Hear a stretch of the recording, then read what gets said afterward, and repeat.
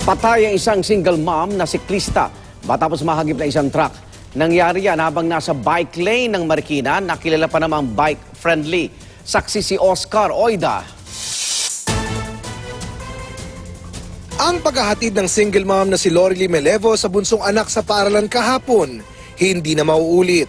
Kagagaling lang sa paaralan at tulak-tulak ni Lorely ang kanyang bisikleta sa Mayor Hill Fernando Street, Marikina nang bigla siyang mahagip ng truck.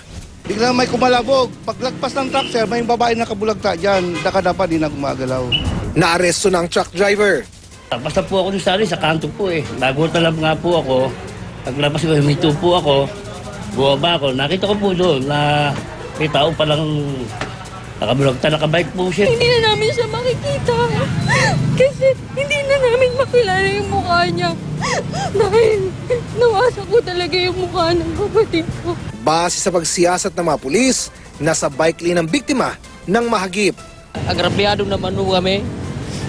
Hindi ko na alam kung anong gagawin ko kasi mahal na mahal ko yung anak kong yun eh. Matagal na mga bike lanes ito dito sa Marikina pero tila matagal na rin itong binabaliwala ng ilang mga motorista. Kaya ilan sa mga siklista na kausap natin, pakiramdam raw nila para sila nakikipagpatin pero may kamatayan.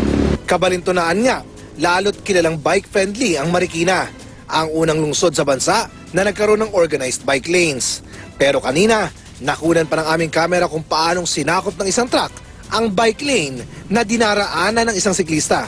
Nasa top 5 ng araw ang Marikina sa lugar na may pinakamaraming namatay na siklista ayon sa isang grupo.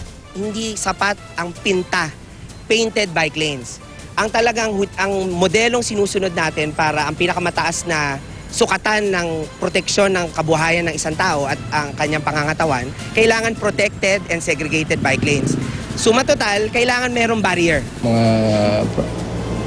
drivers mo natin na gumagamit ng mga kalsadahan sa Marikina, alang-alang nila yung mga nagbabike at gumagamit ng mga bike lane. Ako si Oscar Oida, ang inyong saksi.